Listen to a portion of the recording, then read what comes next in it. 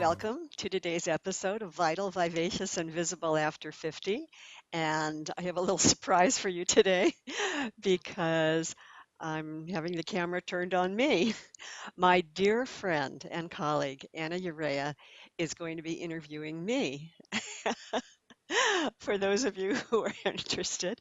And let me tell you a little bit about her. Not only was she a student of John Kitchener's and has been interested in this whole concept and understanding of personal style and coloring, but she is training to be a life coach, working with women our age. She's excellent at it, and I can attest personally because she has helped me through this entire series.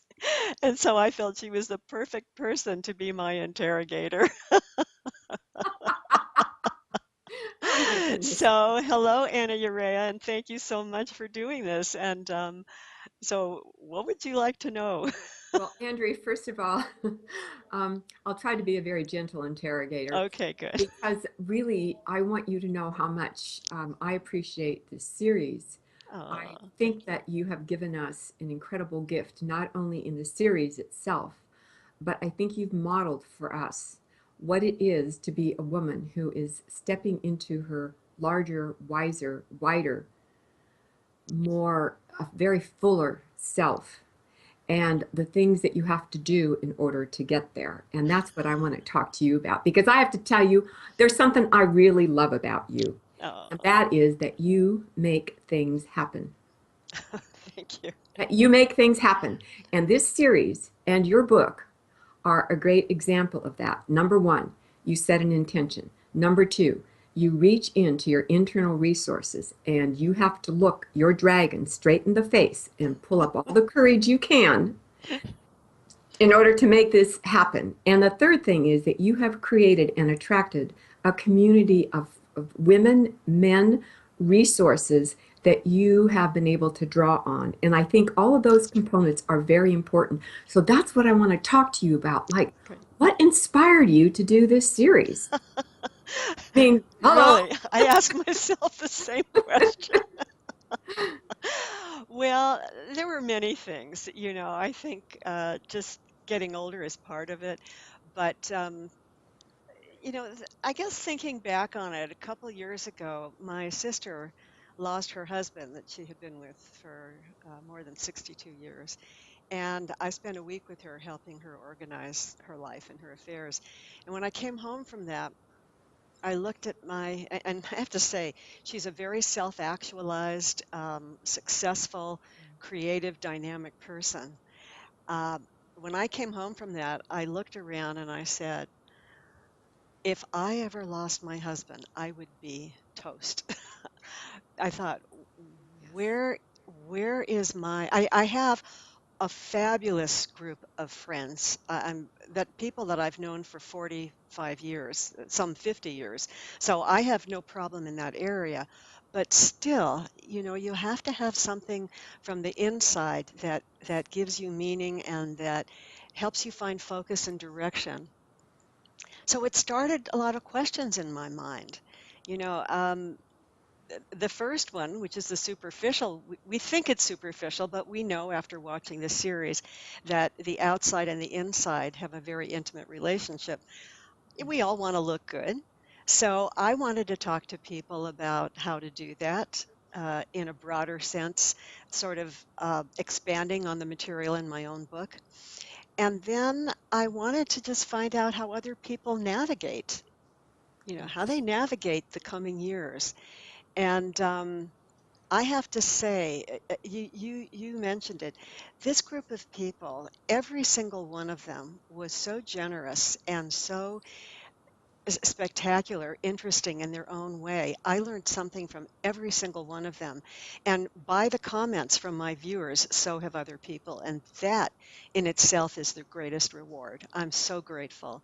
So it was, it's just, it was curiosity. And then basically it was curiosity.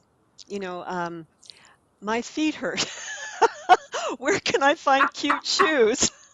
Yeah. See, this is what I love about you. You are so very practical as well as very knowledgeable about the whole range. And so you would be asking the questions in this series that I sat here and I wanted to ask. Oh, And good. then you asked the next one. And these women were so generous in sharing their own personal journeys Right. as well as the information that they had gathered along, their own personal experiences. And I think modeling for us, what does it really look like? And we're not the only ones that are struggling in certain ways or have feet that don't quite fit the shoes that we might want to wear. Amen. That's so true.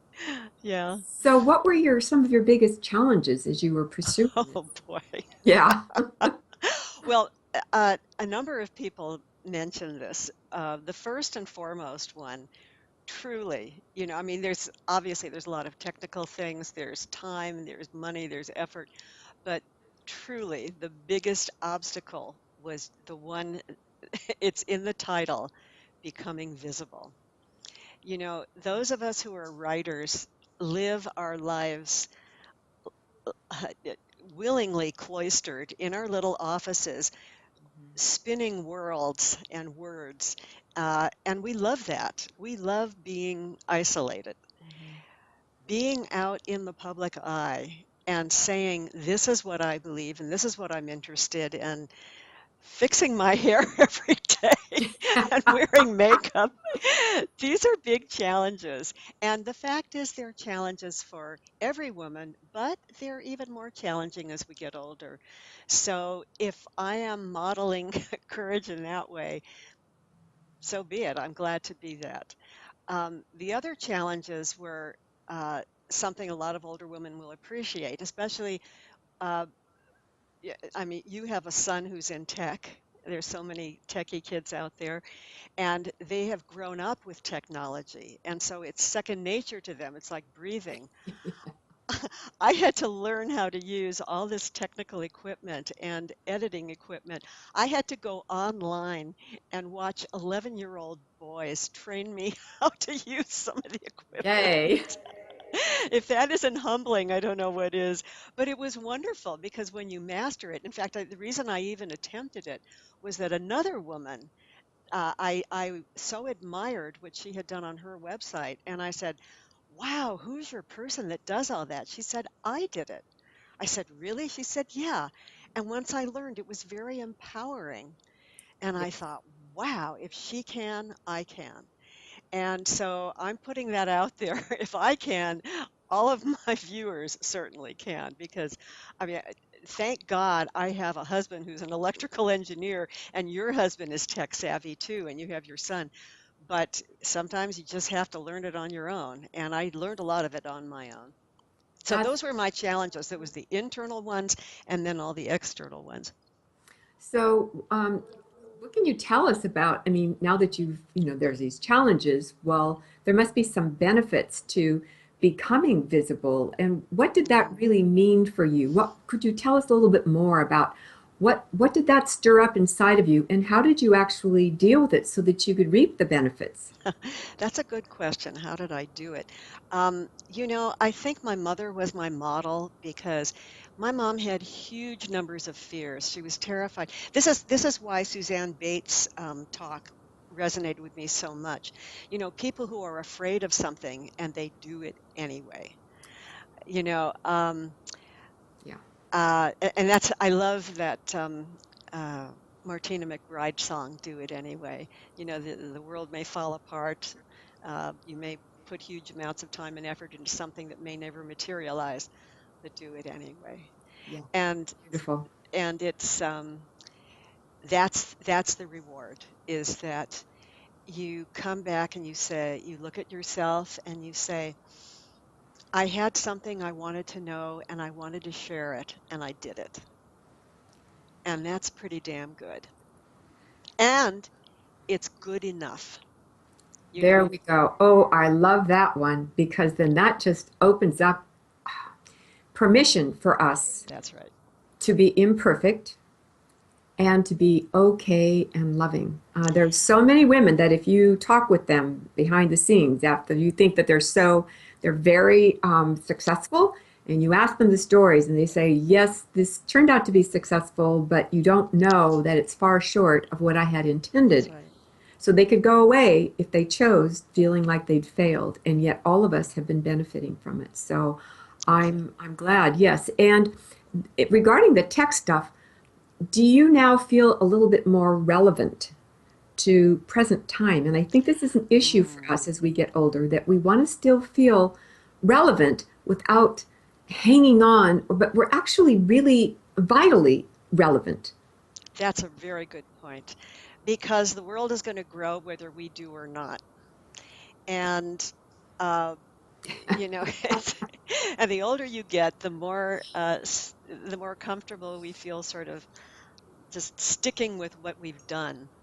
And, having some confidence in the world as it is changing, whatever it's changing to. And these are changing times, as we know.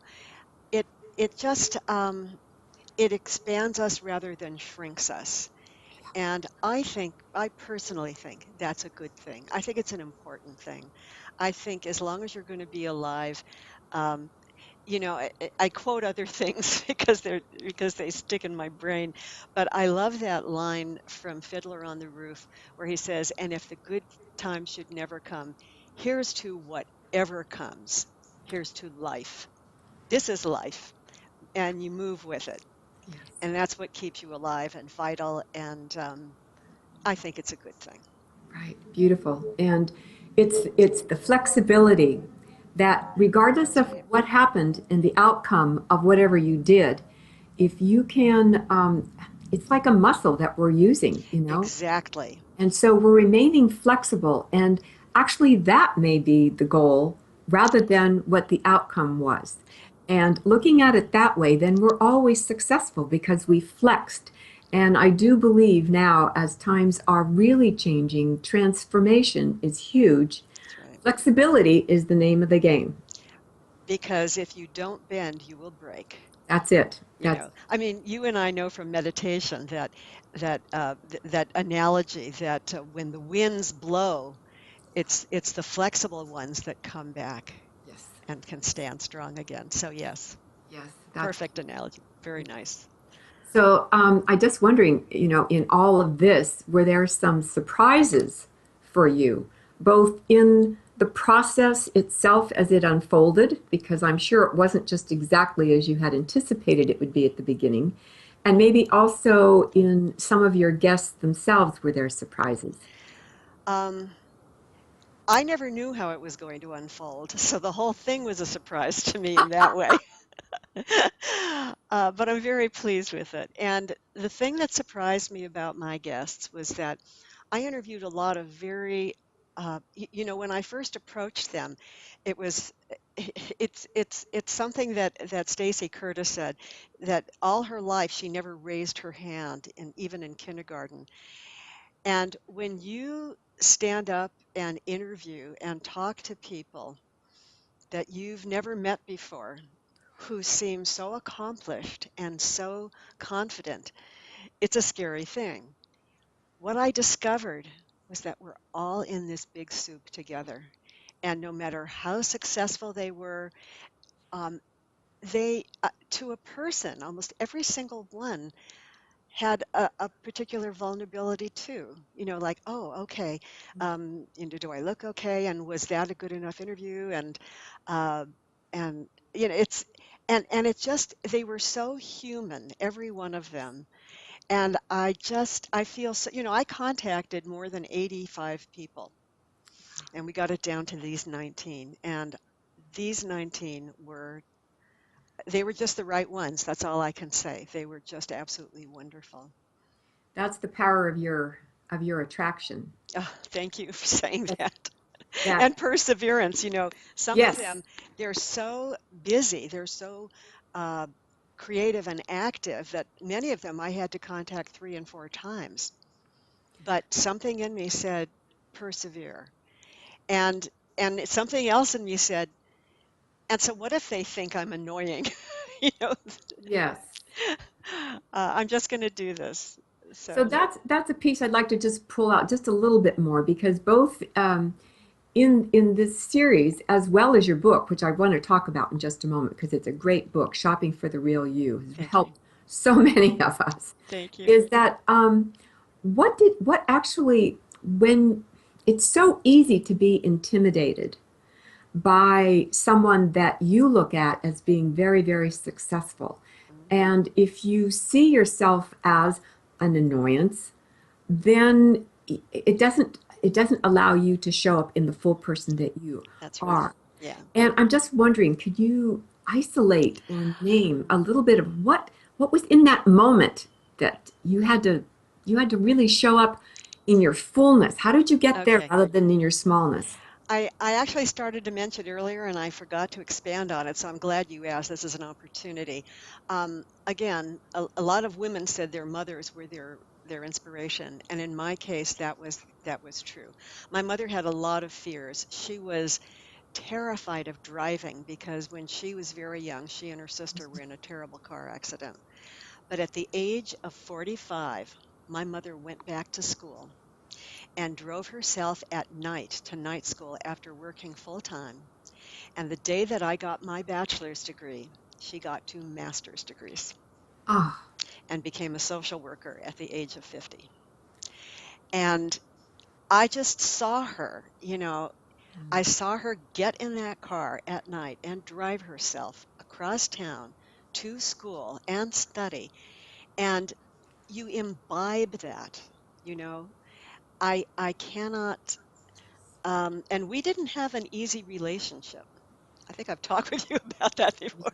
yeah, yeah, right. But, in my older years now, I've finally begun to appreciate what she modeled for me. And so in those moments when I was feeling I just took a breath and I just did it. I would send them another email, press send, um, and I have hearing impairment. So some of them when I talked on the phone, I thought, okay, here goes, if I'm going to be able to hear this. And I did that. That took a lot of courage. If you have any disability, it takes even more courage. And I guess that's it. It's I think I forget who it was that said it, but you grow when the idea of staying small is more painful than what you have to face when you grow. Beautiful, And staying small for whatever reason, doing this thing felt more painful than making the effort. beautiful. That's where the courage comes in. That's where the rubber meets the road, when That's you're right. actually pressing send or Hmm. you're picking up the phone. And there's something that I've noticed is that, and you mentioned it with your mother even. There was an event that happened when she was very young that left such an impression on her. I think we all have some Oh, yes. events. They may be big, they may be small, and we may not even remember them, but somewhere our body remembers some of them. And in those situations which call that kind of memory up, we can either let that little 5 year old or the 3 year old or the 8 year old make our decisions and guide us, or we can step into that fullness of the mature, resourceful, wise woman that we are now Yes, and let that person make the call or answer the call or take the action.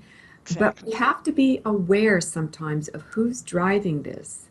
And I really see you, Andrea, stepping up and doing this. And I'm wondering, when you wrote your book, did you face some of the same challenges? Did it make it then easier to put this series together? Or what can you tell us about the process of writing your book and what inspired you to write the book, Shopping for the Real You? Well, the answer is yes, yes, and yes. That's easy. Next. um, uh, I first had my color analysis done in my 30s, and it didn't resonate with me. Somebody else said, well, go see John Kitchener. And as you know, our dear friend John Kitchener did my color and style analysis, and it changed my life. It changed my life in many ways because, um, there's a thing in psychology called individuation, and it happens when you're about 2 years old if you have a healthy environment. I did not individuate very well. And, as much as my mother was my inspiration, she looked, we have, obviously you have echoes of your DNA, but my mother had thick black jet black, gorgeous, glossy hair. And I got this. And she always wanted me to dress the way she did. And it wasn't until I saw John that I started to individuate. And it meant so much to me because I started to come into my own on so many levels. You know, the concepts that I talk about in the book of the style archetypes, and that we're not all one archetype, but we reflect different things. I had so much of what's called the high-spirited archetype that John gave me permission to express that. And so I went to him for years and I said, John, please, you have to write a book. You must write this book about what you do. And he said, well, I'm not a writer. And I said, you don't have to write. When you speak extemporaneously, it's brilliant. Just put on a recorder and press play, and then I'll transcribe it. Well, I don't know. So after years of this, I finally said, John, I'm writing this book. And just as a little teaser, we may be working on some project together in the future someday. So I'm just going to leave that out there. That my precious.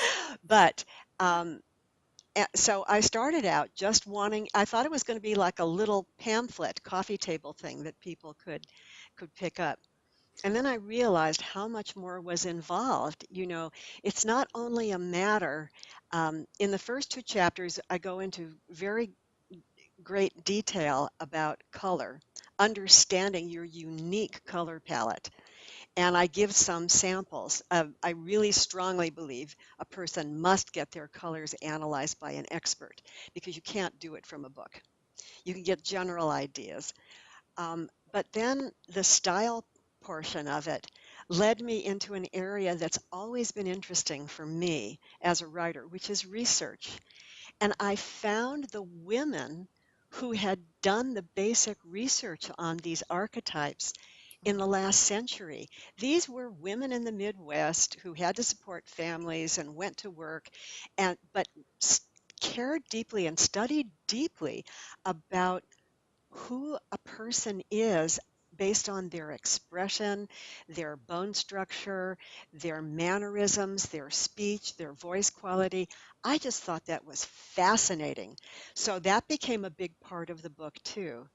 And then I thought, but then there's this other element. You know, I look in the fashion magazines and I see these women in New York.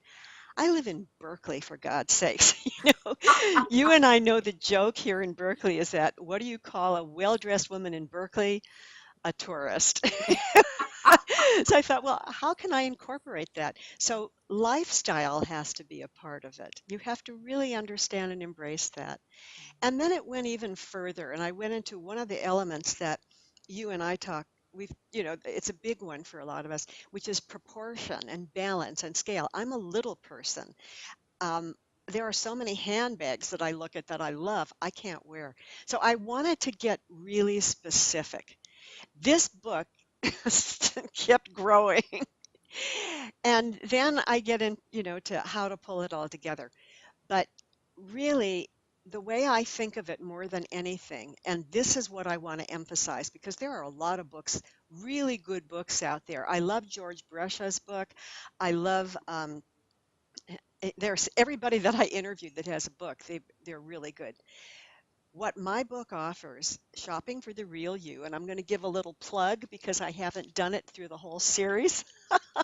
This is information. This is not a plug. This is actually just informing us, yes, of the resources that are available.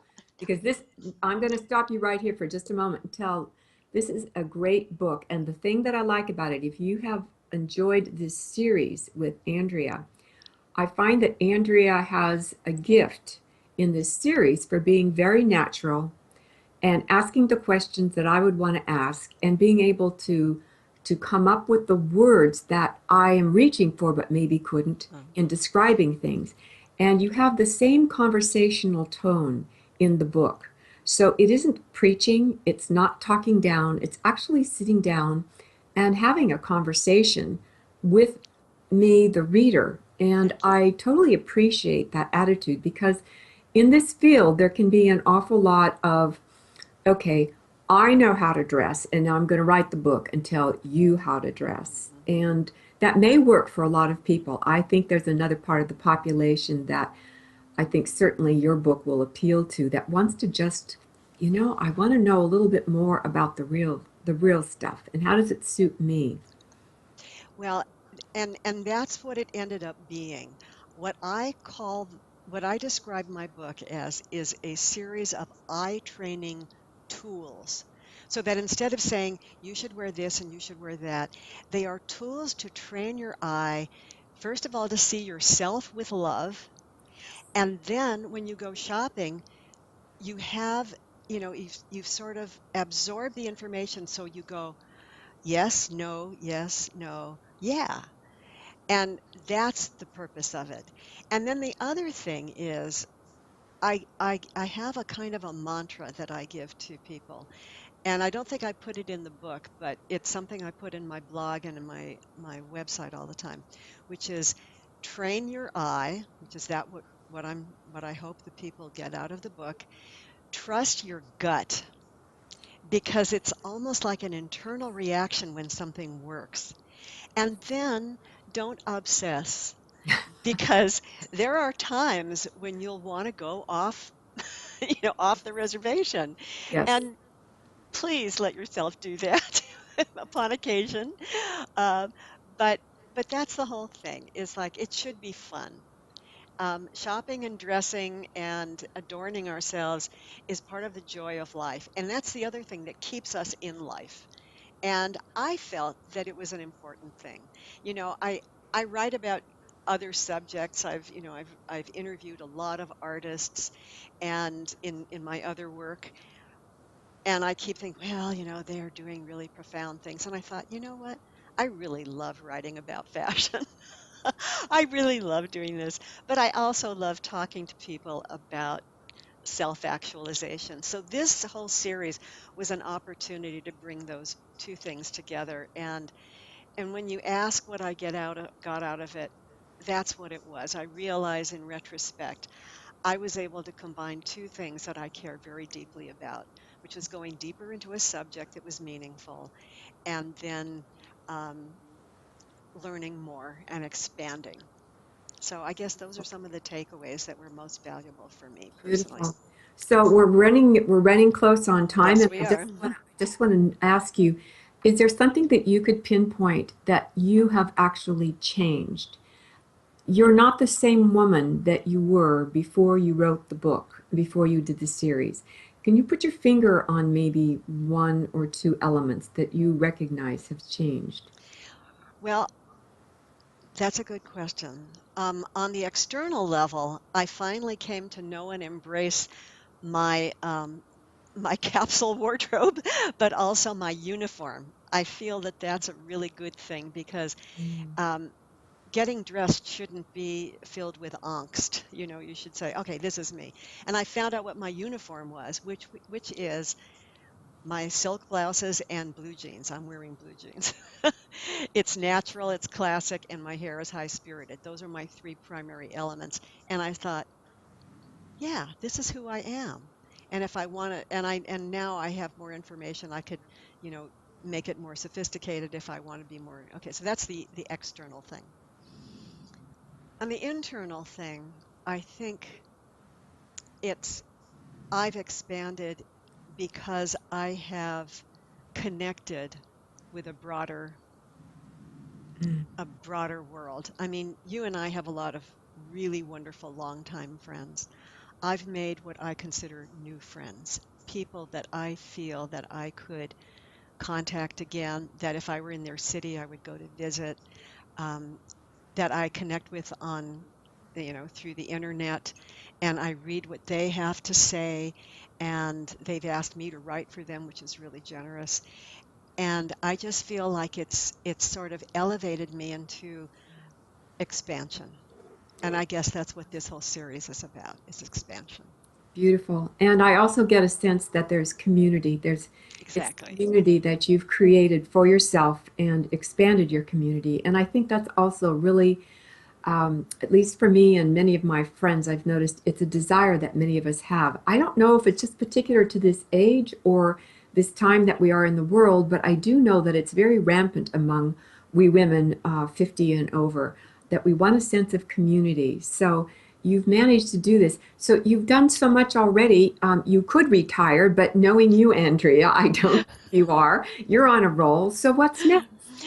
Gosh, I don't know. I want to go more deeply through my blog and maybe in a book in the future into the style types and the details on those things, things like pattern, fabric, texture, and how that relates to the individual.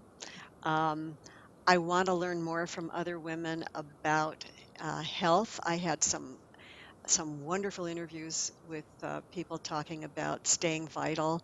And so I'm thinking of doing a little bit more about that. And to be perfect, I'm going to I'm going to start taking tap dance classes again. Oh, wonderful. There's the high spirited That's coming right. out. This is what's so empowering when you know your facets, you know your style, you know your type. Yeah. It allows you to say, yeah, that's why I want to go take tap dance because Yeah. give me an opportunity to express myself. And then the other thing is, I don't know what's coming next. Mm, And that's okay too. great. That's very exciting. And to be okay with that, that's wonderful. Andrea, this has been so absolutely delicious. How can we follow you and keep in touch? Yeah. Okay, so the website is called shoppingfortherealyou.com. I tend to like long names, unfortunately. And that's my website. Those are my Pinterest pages with lots and lots of images that you can follow for the different style types and color archetypes. Again, these are archetypes. Very rare people are one archetype. You can follow me on Twitter at AG Pflaumer. And the book is called Shopping for the Real You. It's available both on Amazon and on my website. And I want to give a little special to anybody watching this. I'm going to give a 30% discount on the book through my website for anybody who's been watching this series, Vital, Vivacious, and Visible. And the way you get that is just to use the coupon code VVV30. So it's a 30% discount. Wonderful. Thank you so much, Andrea. You've been very, very generous. You're modeling the generosity. Thank you. I want to thank you for the series. Thank you for the book. Thank you for modeling what it looks like, feels like, stepping into that larger, fuller selves that we truly are, because that's where we really want to go. And I'll tell you, for me, it's been a really fun ride along this journey of becoming more of the vital, vivacious, and visible after 50 woman that I'm becoming and that we're all becoming. So thank you very much, Andrea. You're very welcome. That means a lot to me. Okay, Bye bye. bye.